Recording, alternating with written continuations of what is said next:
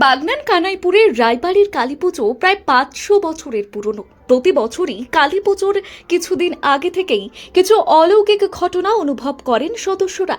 যেমন গভীর রাত্রে কেউ পুকুরে স্নান করার শব্দ বা ধূপের গন্ধ পাওয়া যায়। পুজোর আরও একটা ইতিহাস রয়েছে।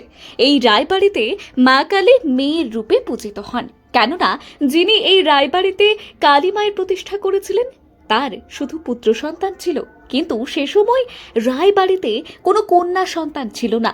তখন মা স্বপ্নাদেশে মায়ের পুজো করতে বলেন। সেই থেকেই রায়বাড়িতে পুজো হয়ে আসছে কালী মায়ের। পাশাপাশি বহু বছর আগে মায়ের পুজোর পর মহিষ বলি হতো, তবে সেগুলো এখন অতীত। মহিষের বদলে ভেড়া এবং পাঠা বলি হয়। বাড়ির এই মা যে কতটা জাগ্রত তা জানান বাড়ির সদস্যরা। বছর বিয়ে হবে, মানে ৮ বছর আমি দেখছি এই পুজোটা হচ্ছে, এটা নিয়ে নয় পড়েছে। অলৌকিক কিছু দেখতে পান কি পুজোর সময়? পুজোর সময় অনেক কিছুই দেখা যায়, মানে আমার বিয়ে হওয়ার পর থেকে আমি এইভাবেই দেখছি, এইভাবেই পুজোটা হচ্ছে। আর রাত্রিবেলা কুমারী পুজো হয়, ভেড়া বলি হয়, পাঁঠা বলি হয়। আর মা তো আছে, সেটা বোঝাই যায়। রাত্রিবেলা মা যে সবসময় কতটা বিরাজমান। আনন্দের মধ্যে কাটান এই কটা দিন? ভীষণ পুজো, মানে আনন্দের মধ্যেই সারাদিন কাটে। মানে আমাদের ওই দুর্গা পুজো শেষ হয়ে গেলেই আমাদের কালী পুজোর একটা রেশ এসে যায়, যে আমাদের বাড়িতে একটা পুজো পুজো ভাব, মানে প্যান্ডেল, বাচ্চাদের মধ্যে একটা আনন্দ, সবাই মিলে একসাথে আড্ডা দেওয়া, গল্প করা, আবার বাজনা হয় সেখানেও। সব কিছু নিয়েই আমরা ভীষণ আনন্দে থাকি। আপনার নাম? আমার নাম রিম্পা রায়। অনেক কিছুই দেখা যায়।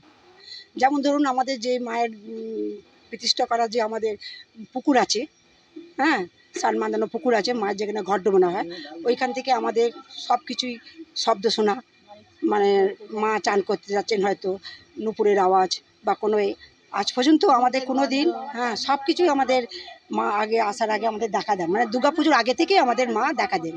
এটা আর 500 পেরিয়ে গেছেন, বললাম না আপনাকে। কিভাবে পুজোটা শুরু হয়েছিল?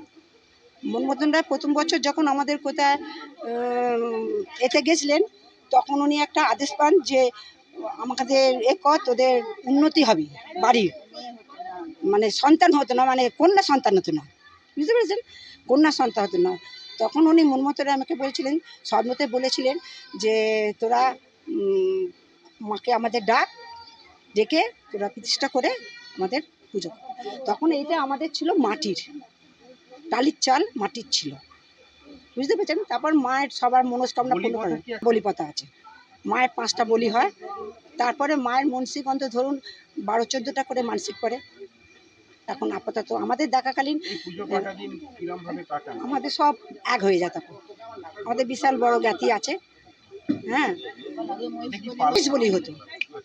আমি অবশ্য দেখিনি, বাপ ঠাকুরদার আমলে আমার বাবাও দেখেছেন, আমার দাদাও দেখেছেন, বড় ভাই, হ্যাঁ।